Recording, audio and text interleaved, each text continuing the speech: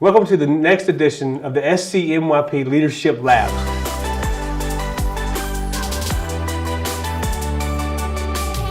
Welcome back to SCMYP Leadership Labs. I'm joined now by two of my friends, Reverend Meg Cook and Reverend Dr. Sheila Eliot Hodge. God, she just got married. I have an excuse. Reverend Sheila Eliot Hodge. I got it right, didn't I? No. Only took 6. No, you're right. No, you did. It's okay. They used to put the Reverend before, but it's Reverend Dr. Sheila Eliot Hodge. Right. You just say Sheila Eliot Hodge. Sheila Eliot Hodge is here with us as well. I want you guys, so we're here today to talk a little bit about ministry, particularly for you as youth workers. What is it like to minister to youth who are a hurting generation? There's all sorts of studies you can find all over the world about how this generation is a hurting generation. There are many books that have been written about that. And so we're going to have a little conversation today about what our role is in ministry to hurting kids. So I want each of you to take a second to kind of introduce yourself to these folks, to tell them a little bit about yourself, but also a little bit about why this is an important issue for you. So who wants to go first? Okay, I'll go first. Excellent. So at the present time, I'm the pastor of Wesley Chapel, United Methodist Church in Lake City. But before that, I was a very active layperson, and I chaired the work area of nurture. Awesome. And oversaw the ministries to children and youth. Excellent.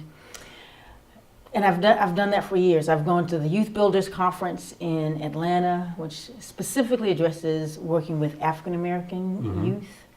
And it just matters so much to me.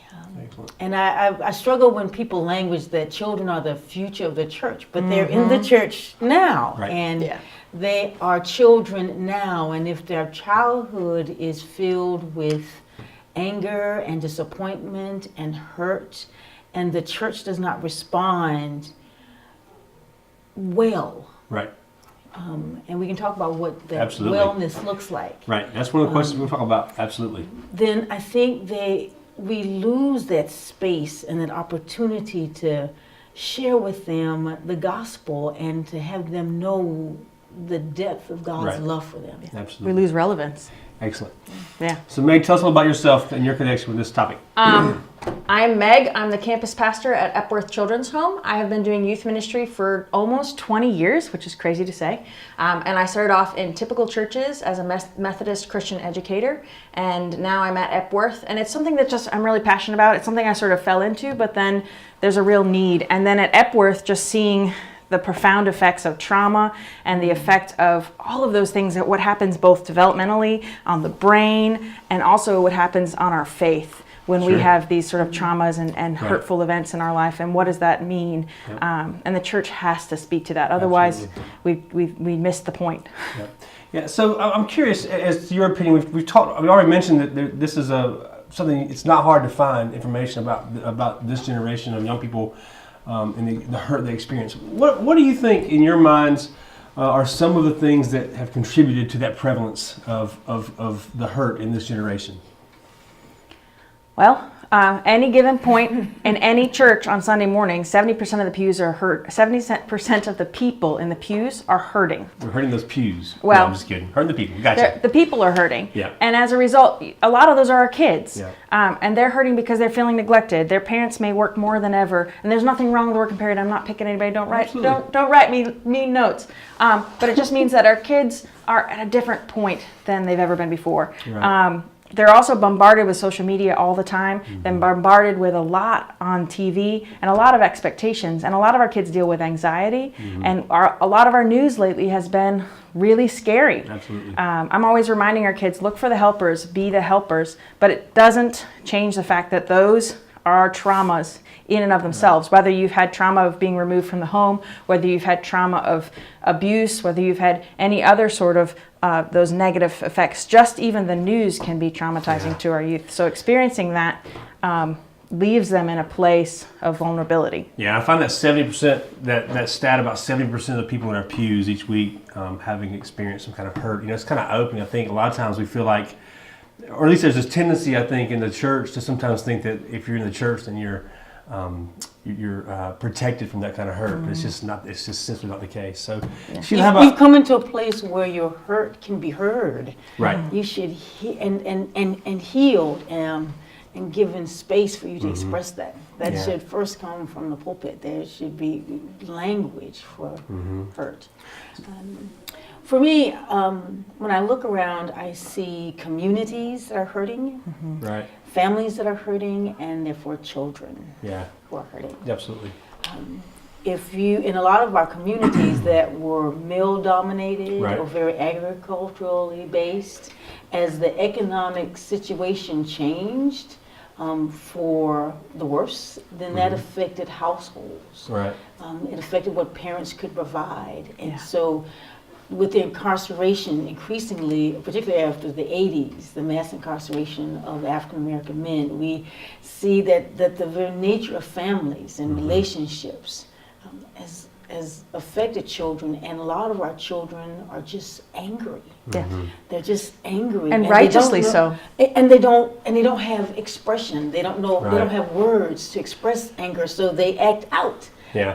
And they act out what they have seen. One of my quote that I've been working with this past couple of years in my current ministry context is by Frederick Douglass, and Douglass says that it is easier to build strong children than to repair broken Wow. men. Yes.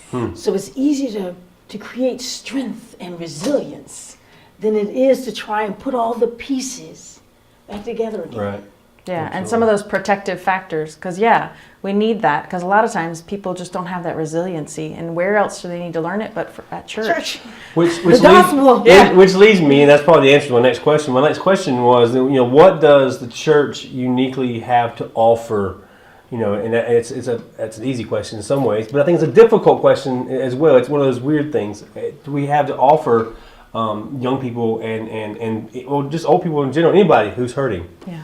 I like that approach, this idea of the church has the ability to build up protective factors. We talk a lot of times at Epworth about protective factors rather than sort of like the risks or looking at the kind of the negative perspective, but what are the things that help protect us? So give me some examples of what a protective factor would be. A protective factor would be having, say, because a youth isn't just, they represent a family. So say that there's another family in the church that's going to come alongside and say, I know y'all are struggling, and we parent too, and parenting's really hard, so we're going to come alongside you and do this thing together. Gotcha. And that's a protective factor, having somebody to talk to. Just that's the littlest thing, because parenting's really hard. Yeah, it is. And I'm not a parent, Preach! but I am, and it is. But just watching Right. at Epworth and all the things. And a it's- biblical model for that, even though it's not parenting but protective coming alongside, is the story of Ruth and Naomi. Yes. I'm sorry. Go ahead. No, keep going. And that's what she did. Yeah. When this woman was lost and she was hurt and she was angry and she was angry at God Right. for not being there, this other person comes alongside and says, I will love you. And basically, Ruth should have kicked her to the curb. Right.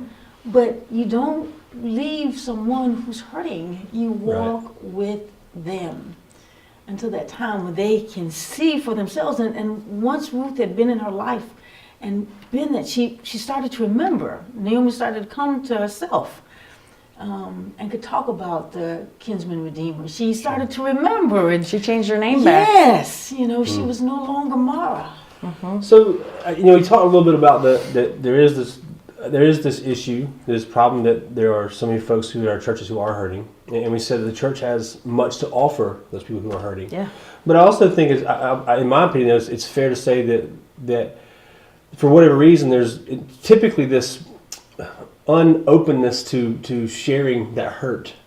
Does that make sense? Why this do you issue of think pride. that that's what is keeping us from having? What is keeping us from having that communication where people feel open and free to share that hurt, even in the church? Well, we live these lives that we buff up for social media. We don't talk about the negative things, and there's a lot of stigma around that. But we need to be real with people. We need to say the church is where you bring your mess. You don't have to clean yourself up before you come. Yeah. And family ministry is as important as youth ministry, as important as children's ministry, although those things are family ministry. Right. because we need to come alongside people for that. Yeah. Cool. What do you think? I'm reading the Bible. I mean, Jesus is hanging out with the hurting people, right? Right. Okay, and matter of fact, the hurting people are coming to Jesus in droves. Right. Yeah. They're tearing off roofs and lowering hurting people to Yes. Jesus. The Canaanite woman is talking trash with Jesus. I mean, I don't understand how we have gotten to this place where you come to church dressed up, covering up, and sitting and pretending that everything's all right. When the truth of the matter is that in most of these small communities, we all know your stuff anyhow. Right. And we know it's not all right. Yeah. Yeah. Tell them about the saving your clothes. No, a lot of times when I work with the adults Right. who say they want to work with kids, they usually want to talk about them and to talk down to them and give conditions on working with them. And the barrier seems to be their clothes. And this one member, well, I just think they ought to dress better. They ought to dress better. She's talking about their clothes. And I said, well, what's the deal? Are we trying to save their souls or their clothes? Right. And if we're trying to save their souls, then we need to first meet them where they Right. are. Yes. Yeah. And to say that there is nothing that separates you Yeah.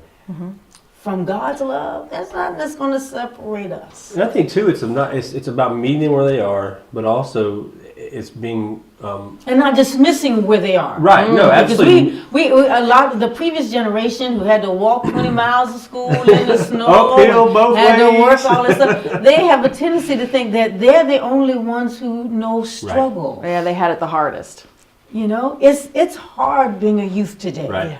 And I think too, as well, it's as the church, part of our role is to help those who are hurting realize that we don't have all our stuff together. No. We have this. The other word's appropriate. Right. Well, sorry. I didn't want Matt have to do any editing, so I didn't want to use the other word. But we have everything together. We're all completely made. When in reality, like you said, everyone in that church is hurting. Or have hurt or have been right. hurt. Exactly. Exactly. So what would you say to youth workers out there who maybe are a little uneasy about ministering with hurting kids, or makes them a little anxious or nervous? What would you say to them? Well, Reverend Holler says, Reverend Holler's the president of Epworth, he says that the two most important factors for a kid to have a lifelong lasting impact on a child or youth is this idea of relationship and respect. So relationship with an important adult, somebody who's just crazy about them, in a really good and healthy way. And not necessarily your parent, it could be. Good and healthy way. But a good and healthy way, yes. And then the other thing is this idea of respect. And that means that they're heard and they're valued. It doesn't mean we always go along with what they're saying, because sometimes kids are crazy. But we do hear them and we give them a space to be heard. So I would say to youth workers, it's not about being cool. It's not about having the most flashy thing. The kids don't care about that. They care about somebody who's going to consistently show up for them. Build that relationship. And if once you build that relationship, then all the rest comes into place. Yeah. Because they don't care about you the kids don't care about you until they see how much you care. And I think hearing that and thinking about if someone who is uneasy about, and thinking, I don't have what it takes, I don't have a counseling degree, or I don't have, I think often we kind of hide behind what we don't have. Yeah. And really, it's not about what we don't have, it's what we do have. And that Jesus. we have a listening ear. Right. We have a listening ear. We have Christ. We have, relationship with those people. We can build those things. It doesn't take a necessary degree or a special training to do that. So that's good to hear. You were going to share, I think, something there along those lines as well. Well, it's in one sense it's the same thing that Meg is saying. Most times they just need to know, be somebody. Right.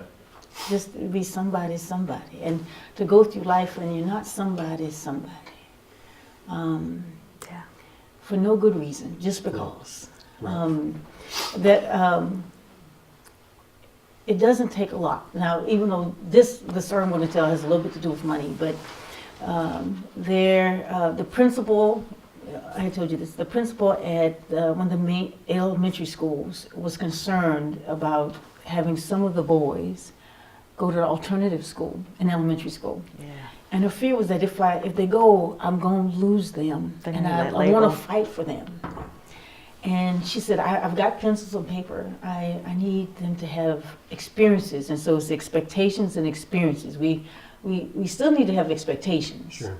But kids also need the experience of love and support and fun and something beyond just this little small town that they live in.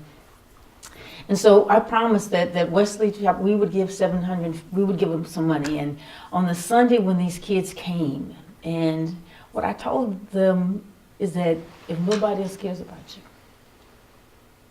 we do. And if you don't think, I do, I care.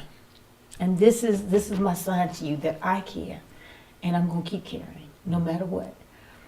And the folks were filing out after church, and the parents and little boys, they went out, but one of them came back, and he held me around my waist, and he looked up at me and he said, "Thank you." And I am looking at, I am floored by this. That if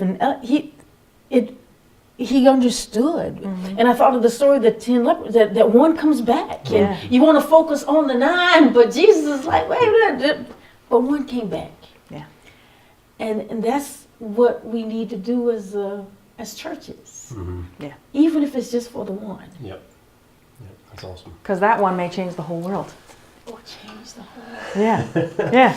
What a great story of how even a simple thing. I mean, yeah, it involved some money, but it wasn't like it was this thousands of amount, dollars. right? It wasn't, but even Just just it was $100. more about the time and the fact that you had said. If you had never said to them, "I'm going to give you any money," they would have probably felt the same impact because you took the time, like you said, to say, "I care about you." We showed up for them. Not only do I care about you, but I'm going to show you. to care about you over and over and over again. I think that's good.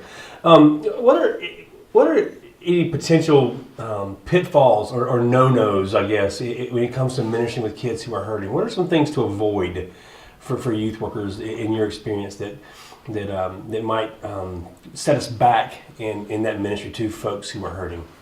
Well, stop trying to fix people. Yeah. Don't mitigate their feelings. Yeah. It's okay to feel powerless, but not hopeless. Right. Okay, those two are not the same. To feel powerless to all the stuff and the forces out there, but you don't have to feel hopeless because we know that God who began a faithful work, a good work. The one thing I tell the kids all the time is a feeling is a feeling. It's meant to be felt. Don't bottle those things up. It isn't always meant to be acted on. So you need to let the feeling come, and you need to experience that and learn from it, and then keep on keeping on. Yeah. And don't get stuck there without any hope.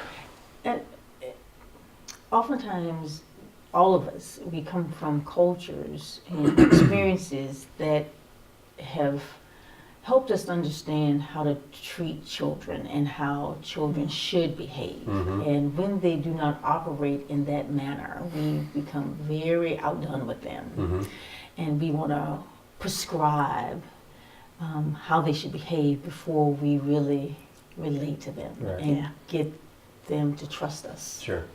Which I think leads to one of the things, I mean, I guess the reverse of that is a no-no is to talk too much. Lord Jesus. I think if we could, I've always heard people say, that God gave us 2 ears and 1 mouth for a reason.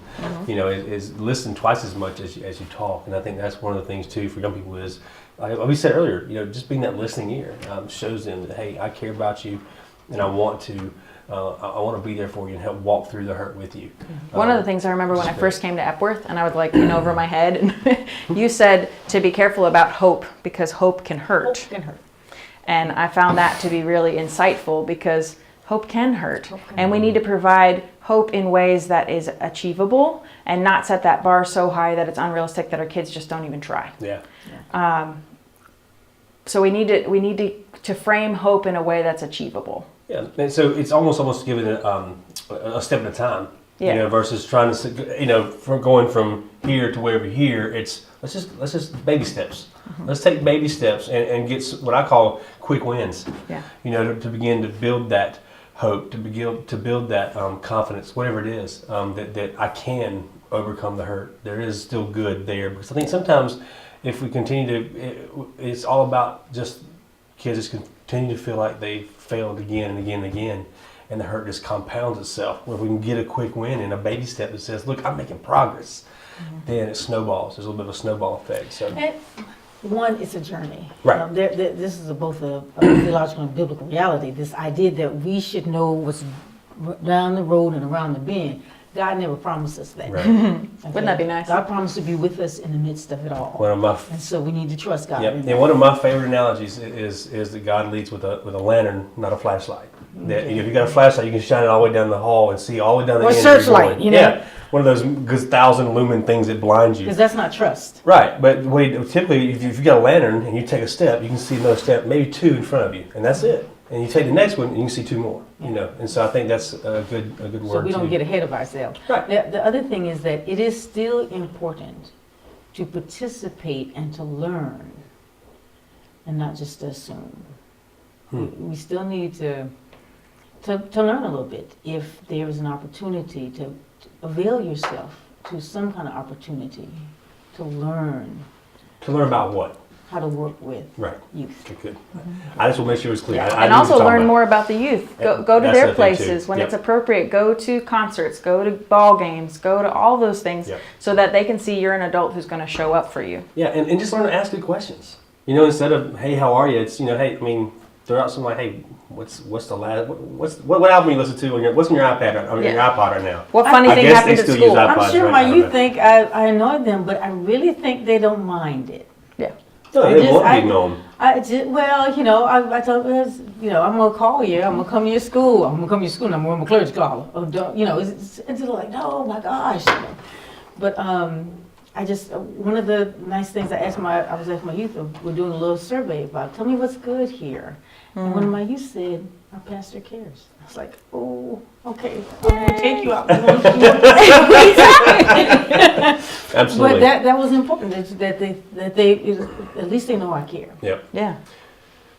So maybe it's one of the last couple of questions is how do you, because I think we've all experienced those kids in our midst, those young people in our midst that just sometimes are seem hard to love. How do you love the kids that are hard to love?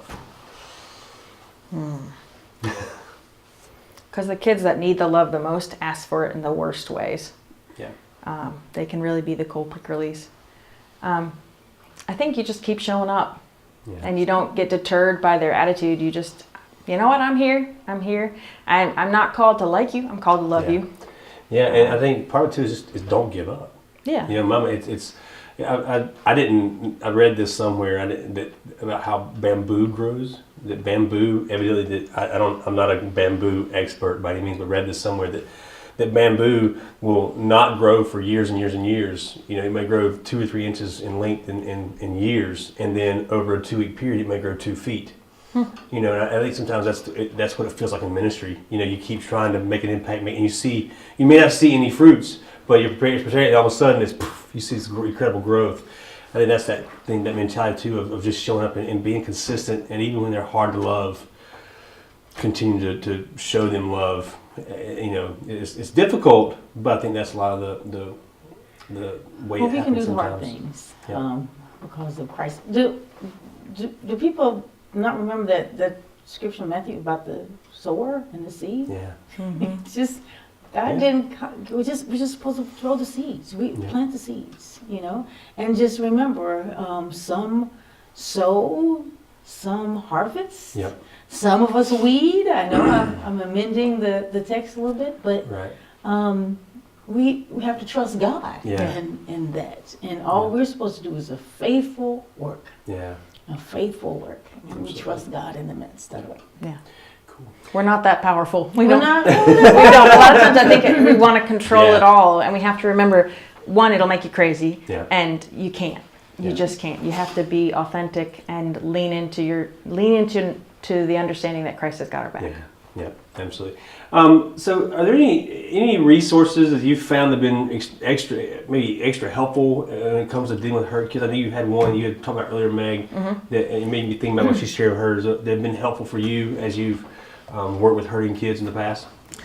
This has been a good resource for me. This is called Emergency Response. It's a little handbook by group. I think I got it for free at one of the youth conferences. There you go. It was very, very helpful, especially in local local churches. It wasn't quite as helpful at Epworth because we're just dealing with a whole different ball of wax. But it was very, very helpful in the local church. It has a section on divorce and crisis pregnancy and abuse and a lot of really interesting things. The other resource that's really good is your local school. Make friends with a guidance counselor. Make friends find out who's the good youth and child psychologist in your town. Yeah. We are not the end all and be all. We need to be able to refer people. Absolutely. And we also need to know those people to whom we're referring so that we're not just saying, no, here's my friend, so-and-so, this is who you need to go and talk to. And if you're nervous, I'll go with you. Right. And knowing when to refer, too. That's good. That's good stuff. Anything you think of, Sheila? Well, I have really enjoyed participating with the Youth Builders Academy. Okay. In Atlanta, Okay. and I get their resources, and Awesome. they deal specifically with African American youth. Cool. But I have contacts there, and a friend of mine is at Yale, just does youth ministry Right. and youth theology, and Excellent. so that's where I get a lot of my stuff. Well, I want to say a huge thank you for you two for taking time out of your days. That I know they're busy and crazy. As pastors, you are 1,000 miles an hour. And I really appreciate you taking time to share with us today about what it's like to minister with hurting kids in our churches, because as we said, they're there. And so we hope that's some bit of encouragement for you as we with these leadership labs are seeking to train and equip and empower you to do the ministry you've been called to in your local church. As I've said once, I've said 1,000 times, and I'm still convinced that the best way we can have a powerful and impactful conference youth ministry is have powerful and impactful local church youth ministry. So I want to encourage you in that today. Thanks a lot. Have a great day.